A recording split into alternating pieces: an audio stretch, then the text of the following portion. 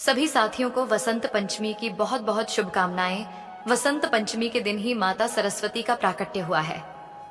जब सृष्टि में अज्ञान, मौन और अंधकार था, तब ब्रह्मा जी की प्रार्थना पर माता सरस्वती प्रकट हुई और वीणा के मधुर स्वर से ज्ञान का संचार किया।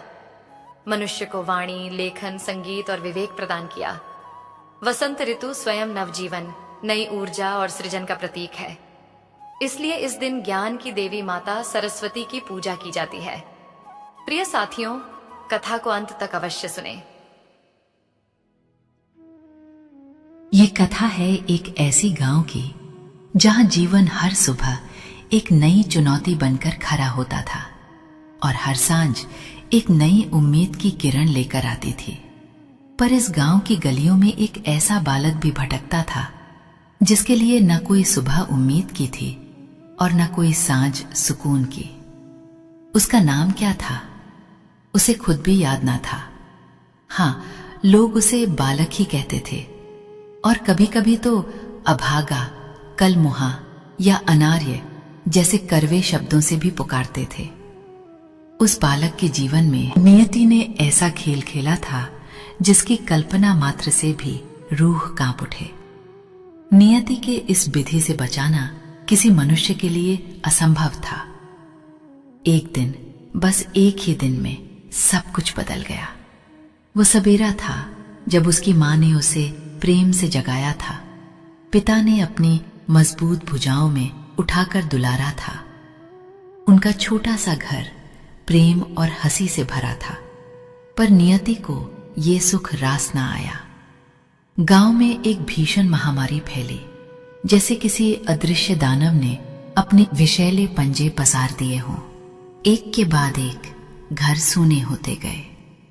बालक को याद है कैसे उसकी मां की आंखों की चमक धीरे धीरे बुझती चली गई।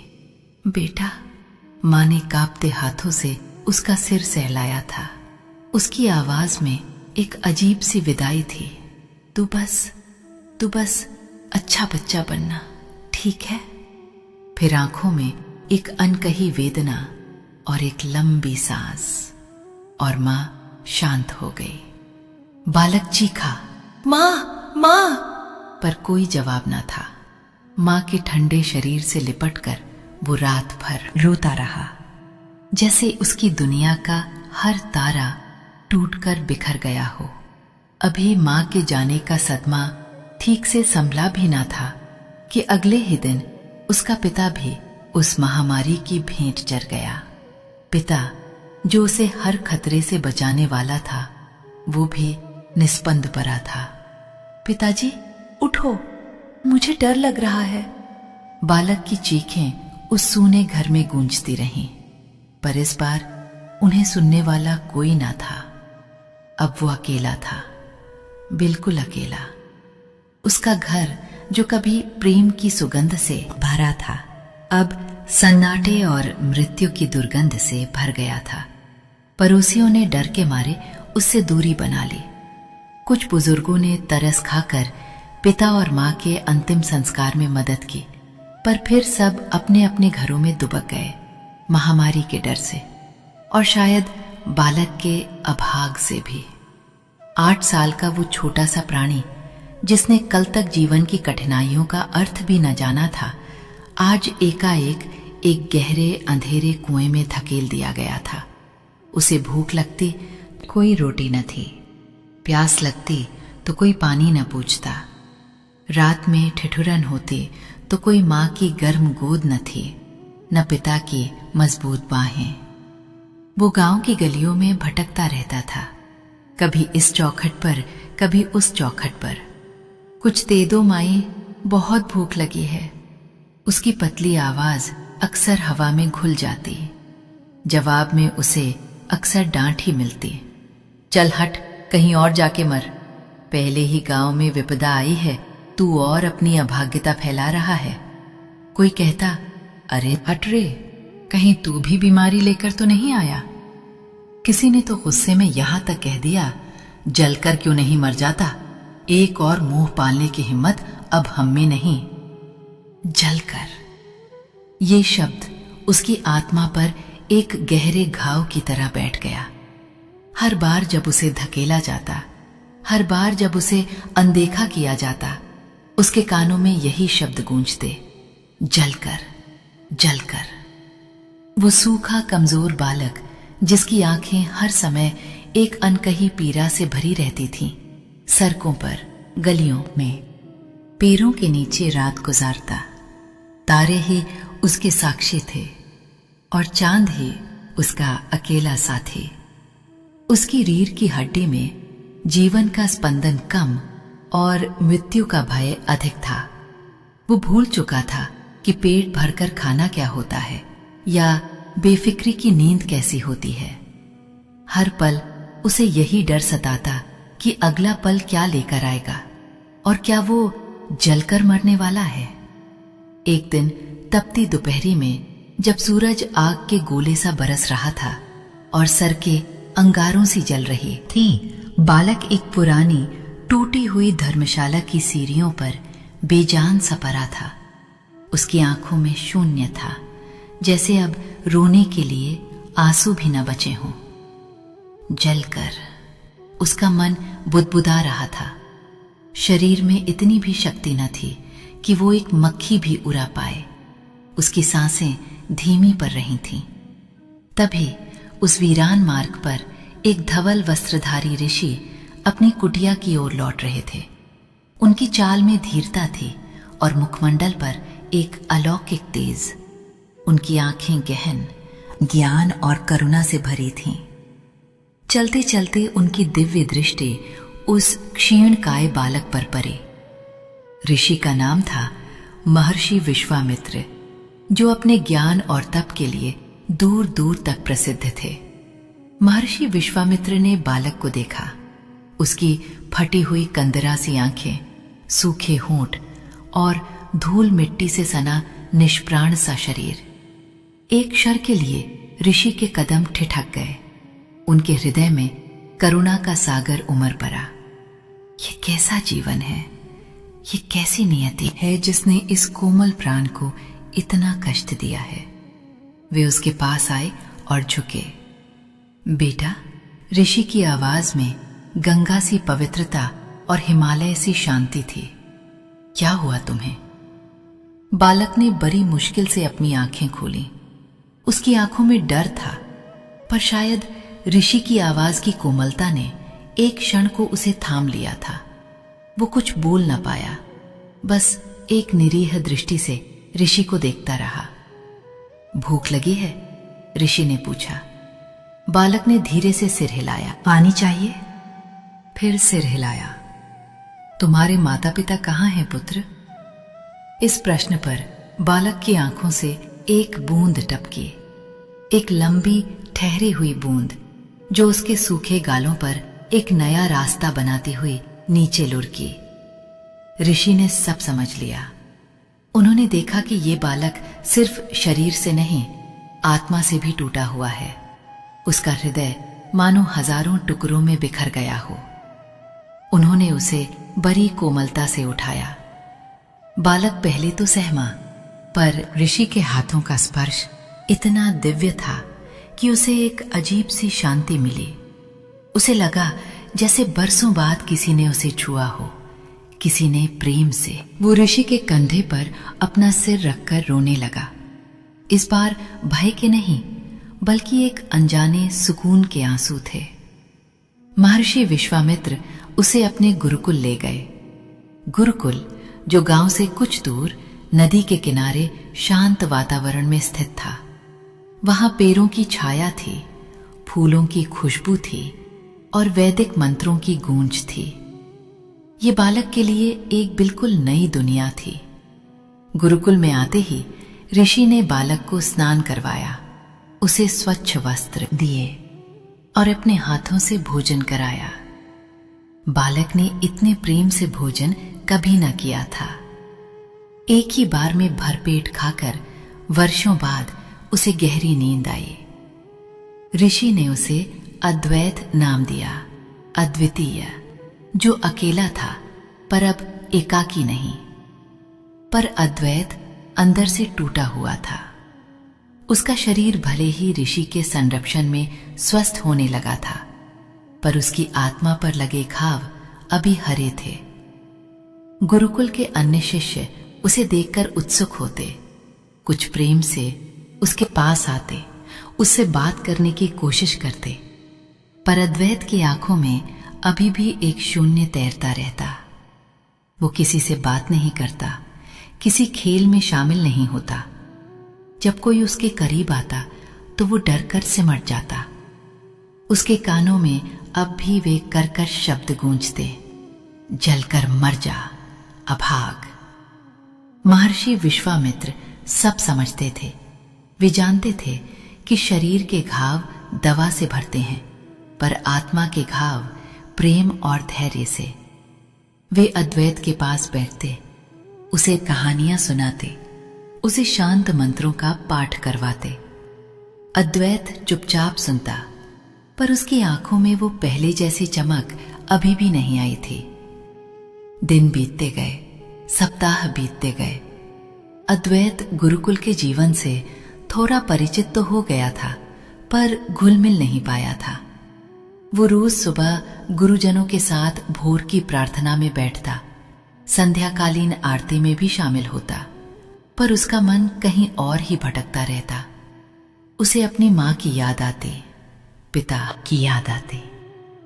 उसे लगता वो यहां है, पर उसका अपना कोई नहीं। वो अनाथ ही है। अनाथ, ये शब्द उसके दिल में एक तीखे कांटे सा चुभता था।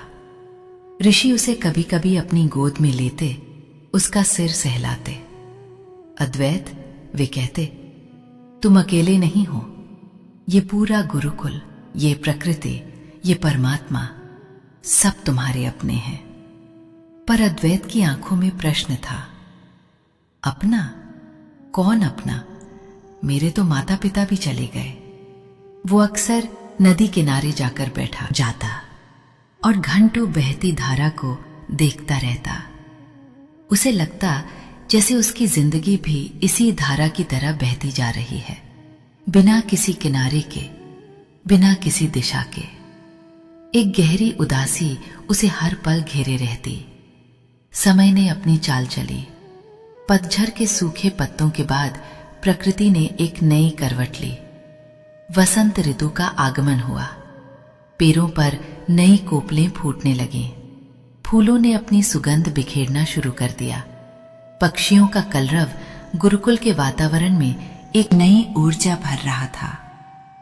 और फिर आया वसंत पंचमी का पावन पर्व। ये विद्या की देवी, ज्ञान की अधिष्ठात्री मां सरस्वती के पूजन का दिन था। गुरुकुल में विशेष तैयारियां थीं। आश्रम को फूलों और आम के पत्तों से सजाया गया था।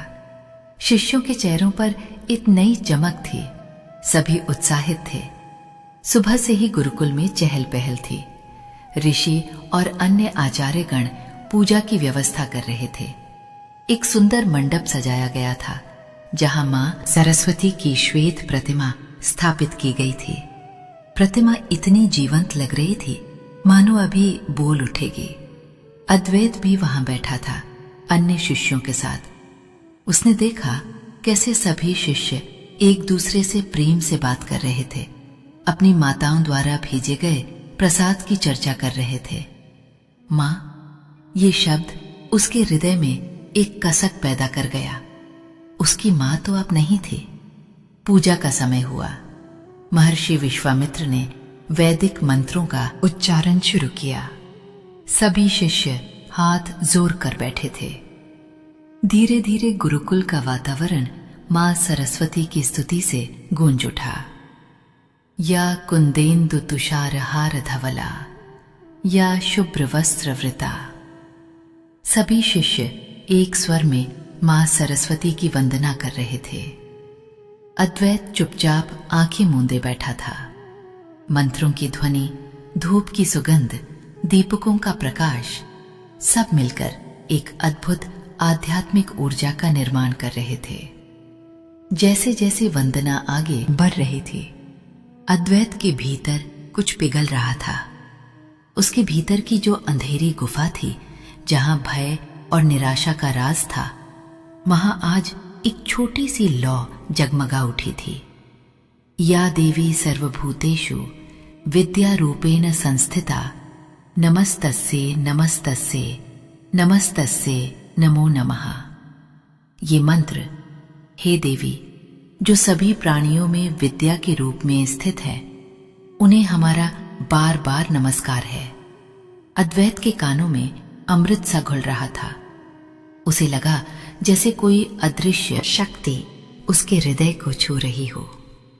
अचानक एक पल ऐसा आया जब सभी शिष्यों ने एक साथ पूरी भक्ति से गाया, हे मां वर दे, ज्ञान दे, सद्बुद्धि दे। इस मां शब्द पर अद्वैत के भीतर का बांध टूट गया। बरसों से जो पीड़ा, जो अभाव, जो पुकार उसके हृदय में दबी हुई थी, वो एक साथ उमड़ पड़ी। उसे अपनी मां की छवि दिखाई दी, जिसने उसे प्रेम से पुकारा था।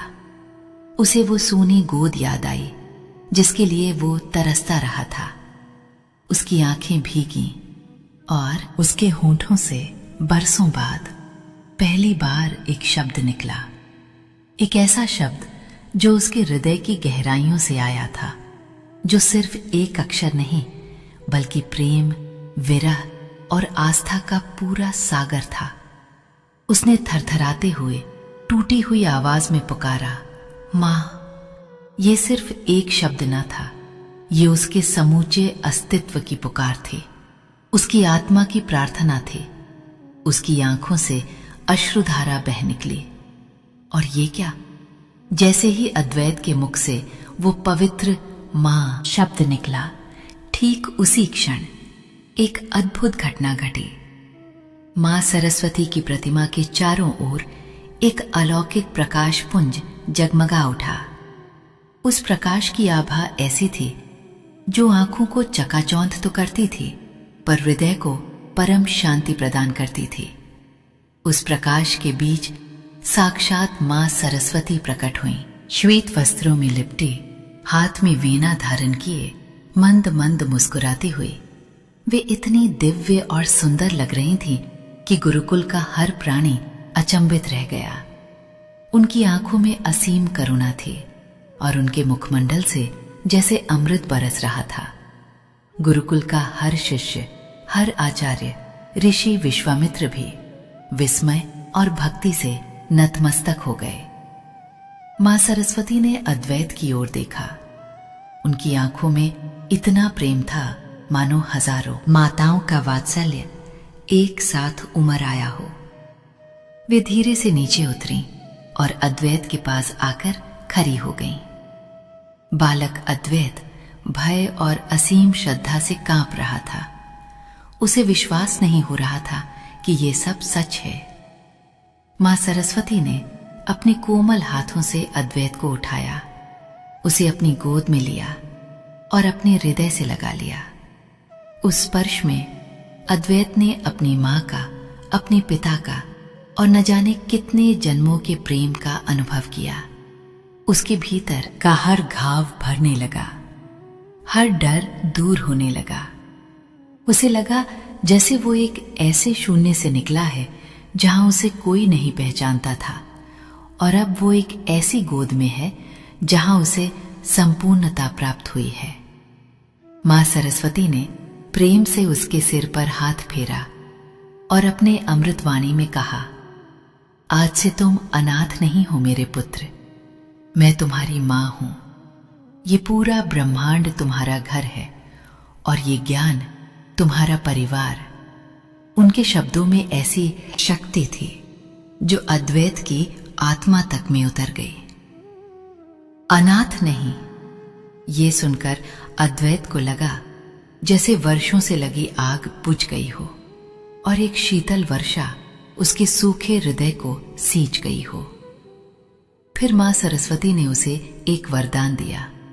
उन्होंने कहा, हे मेरे पुत्र, तुम्हारी ये वेदना, तुम्हारा ये त्याग, तुम्हारी ये निर्मल पुकार, ये व्यर्थ नहीं जाएगी। तुम अब से ज्ञान और प्रकाश के वाहक बनोगे। तुम्हारा जीवन दूसरों के अंधकार को दूर करेगा। अज्ञानी को ज्ञान, दुखी को सांत्वना और भटके हुए को मार्ग दिखाने वाला होगा। जाओ और अपनी इस नियति को सार्थक करो। ये कहकर मां सरस्वती ने अद्वैत को प्रेम से धरती पर उतारा और फिर से एक दिव्य प्रकाश पुंज में विलीन हो गईं। उनकी सुगंध और उनकी आभा गुरुकुल के कण कण में घुल गई थी। मां सरस्वती के अदृश्य होते ही गुरुकुल में एक अद्भुत शांति छा गई। सभी शिष्य और ऋषि आचार्यगण स्तब्ध थे। उनके नेत्रों से अश्रुधारा बह रही थी। ये श्रद्धा के आंसू थे, भक्ति के आंसू थे और उस दिव्य दर्शन के साक्षी होने के सौभाग्य के आंसू थे। पर अद्वैत अब वो पुराना टूटा हुआ बालक नहीं था। उसकी आंखों में अब वो शून्य नहीं था, बल्कि एक नई चमक थी, ज्ञान की, शांति की और अटूट विश्वास की। उसके चेहरे पर एक अलौकिक तेज था और उसके हृदय में मां सरस्वती के अमृत स्पर्श की शीतलता। उसने सिर उठाकर देखा। अब उसे हर तरफ अपनापन नजर आया। पेड़ पौधे, पक्षी, नदी और गुरुकुल का हर प्राणी उसे अपना लगने लगा। महर्षि विश्वामित्र ने अद्वैत को गले लगाया। उनकी आंखों में भी आनंद के आंसू थे। वे समझ गए थे कि नियति ने इस बालक के साथ कितना क्रूर खेल खेला था, पर अंततः नियति के ही विधान में उसे मां का साक्षात आशीष मिला था। उस दिन से अद्वैत का जीवन पूरी तरह बदल गया। वो पहले की तरह मौन और भयभीत नहीं रहता था। वो अब उत्साह से विद्या ग्रहण करने लगा। मां सरस्वती के वरदान ने उसे एक नया उद्देश्य दिया था।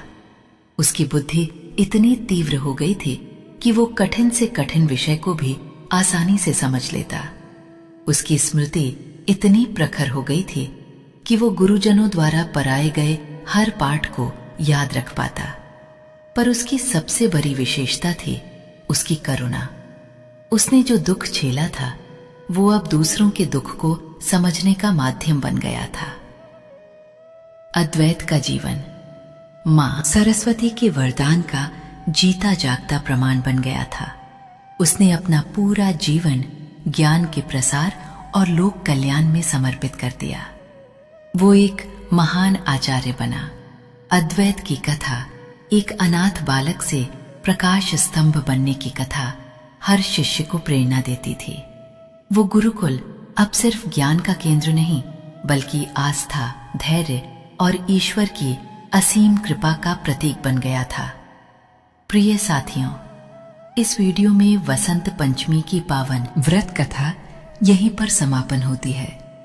हम कामना करते हैं कि माता सरस्वती, जगत की जननी की कृपा आप सभी पर बनी रहे। जय मां सरस्वती, जय हो विद्यादानी।